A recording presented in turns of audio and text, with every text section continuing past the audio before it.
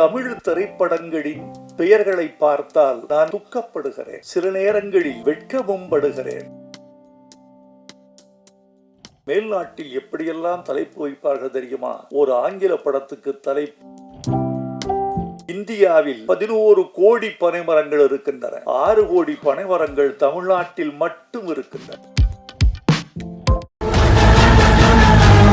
தமிழ்நாடு வணிகர் பேரமைப்பின் பெருந்தலைவர், கருப்பு நெருப்பு என்று எங்களால் அழைக்கப்படும் விக்ரமராஜா அவர்களே, தயாரிப்பாளர் ராஜேந்திரன் அவர்களே, இயக்குனர் ஆதி ஆறுமுகம் அவர்களே, படத்தில் பங்கு கொண்ட கலைஞர்களே, படக்குழுவை சேர்ந்த நண்பர்களே, மேடையில் அமர்ந்திருக்கும் மேன்மைக்குரிய பெருமக்களே, இந்த விழாவில் பனை படத்தினுடைய பாடல்களை பாராட்ட வந்து என்னுடைய ஆதி வரிகளை எல்லாம் இந்த அவைக்கு எடுத்து சொல்லி என்னையும் களிப்புறச் செய்திருக்கிற இயக்குனர் அரவிந்தரா, பேரரசு, அம்மையார் வடிவுக்கரசி அவர்கள், இன்னும் பெருமைக்குரிய பெருமக்கள் அனைவருக்கும் என் அன்பான வணக்கத்தை, ஊடக நண்பர்களுக்கும் பத்திரிகையாளர்களுக்கும் என் அன்பை தெரிவித்துக் கொள்கிறேன். நண்பர்களே, இந்த விழா வித்தியாசமாக தொடங்கி வித்தியாசமாக நடந்து மிக மாறுபட்ட முறையில் முடிந்திருப்பதாக நான் கருதுகிறேன். ஒரு படத்தின் பாடல்கள், ஒரு படத்தின் கலைக்கூறுகள், ஒரு படத்தின் அழகியல், இவற்றோடு முடிவதுதான் ஒரு திரைப்பட பாட்டு வெளியிட்ட விழாவின் சம்பிரதாயங்கள் அல்லது கண்மூடித்தனமான மரபுகள். ஆனால் அதை தாண்டி இந்த விழா சமூகம் குறித்து பேசியிருக்கிறது, மண் குறித்து பேசியிருக்கிறது, மண்ணின் தாவரமான பனையை குறித்து பேசியிருக்கிறது. இந்த பனை என்பது படத்தின் பெயர் அல்ல. இந்த பனை என்பது மண்ணின் பெயர், மக்களின் பெயர், நம்முடைய கலாச்சாரத்தின் குறியீடு என்று நான் கருதுகிறேன். ஒரு படத்திற்கு தலைப்பு மிக மிக முக்கியம். என்னை பொறுத்து கொண்டால் நான் ஒரு செய்தியை சொல்ல வேண்டும் என்று ஆசைப்படுகிறேன். கடந்து போய்விடுவது என்பது எளிது. ஆனால் கடந்து போகிற பொழுதே கருத்து சொல்வது ஒரு கருத்தாளரின் உரிமை, மரபு என்று நான் கருதுகிறேன். இப்போது வருகிற தமிழ் திரைப்படங்களின் பெயர்களை பார்த்தால் நான் கொஞ்சம் துக்கப்படுகிறேன். சில நேரங்களில் வெட்கமும் படுகிறேன். அந்த பெயர் எனக்கு ஒன்றையும் குறிப்பிட்டு சொல்லவில்லை. அது வெறும் ஒரு சொல்லாக இருக்கிறது. தமிழில் சொற்களுக்கா பஞ்சம், தமிழில் தலைப்புகளுக்கா பஞ்சம், தமிழில் அழகான சொல்லாடல்களுக்கா பஞ்சம். நல்ல பெயர்களை, தனித்துவமான பெயர்களை ஏன் நீங்கள் சூடக்கூடாது என்று பார்க்கிறேன். பத்திரிகைகளில் அந்த அதிகாலை செய்திகளை புரட்டி பார்க்கிற பொழுது, தலைப்புகளை பார்க்கிற போது, அடுத்த பக்கம் செல்வதற்குள் அந்த தலைப்பு ஒரு மின்னலை போல் என் மூளையை கடந்து முடித்து விடுவதை பார்க்கிறேன். தலைப்பு என்றால் நெஞ்சில் தைக்க வேண்டாமா?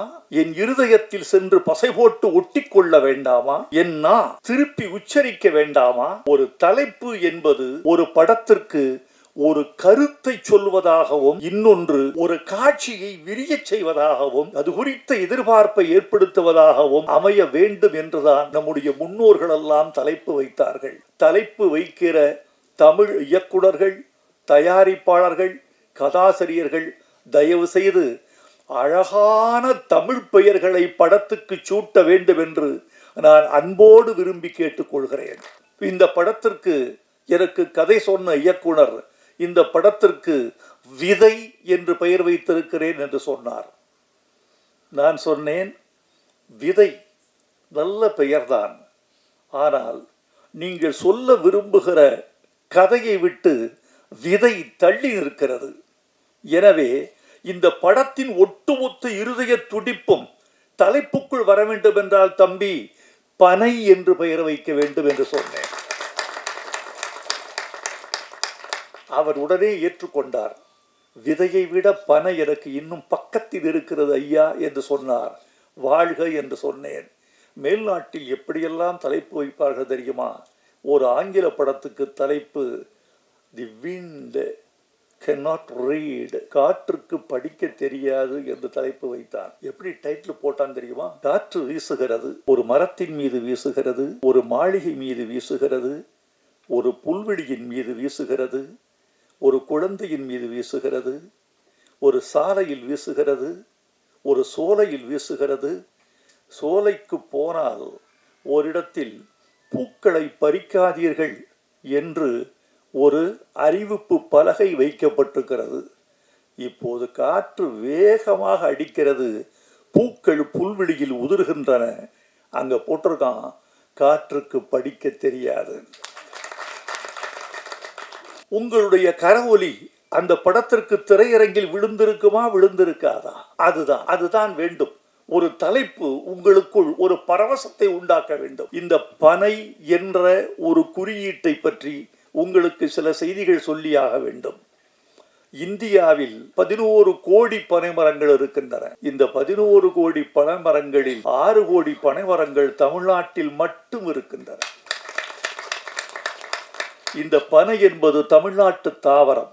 சேர சோழ பாண்டியர்களுக்கு 3 கொடி இருப்பது தெரியும். இந்த 3 மன்னர்களுக்கு 3 மாலைகள் இருந்த கதை தெரியுமா? பாண்டியனுக்கு வேப்பம்பூ மாலை, சோழனுக்கு ஆத்தி மலர் மாலை, சேரனுக்கு பனம்பூ மாலை. சேர மன்னன் தனது நெஞ்சில் அணிந்த அடையாள பூவாக, தேசிய பூவாக அவன் கருதியது பனம்பூவை. பனம்பூ மாலை அணிந்தவன் சேரன் என்பது நம்முடைய வரலாறு. இந்த பனை மரத்தை நாம் வெறும் தலைப்பாக மட்டும் கருத வேண்டாம் தோழர்களே. பனை சார்ந்த வாழ்க்கை, அந்த வாழ்க்கையோடு கூடிய மனிதர்கள், இவர்களின் கதையாக இந்த பனை இருக்க வேண்டும் என்று நான் விரும்புகிறேன். இந்த படத்திற்கு பாட்டு எழுதினேன். மணிலால் கீரவாணியிடம் இருந்தவர் வந்து இசையமைத்து கொடுத்தார். அவருக்கு என் வாழ்த்துக்களை தெரிவித்துக் கொள்கிறேன். பனை வெற்றி பெற வேண்டும். இந்த பனை ஒரு பெரிய சிறப்பு உண்டு. பனைக்கு எந்த புயலுக்கும் சாயாத மரம், எந்த வெயிலுக்கும் காயாத மரம் பனை. அந்த பனை போல் இந்த படக்குழு வாழ்க என்று வாழ்த்தி விடைபெறுகிறேன். நன்றி, வணக்கம்.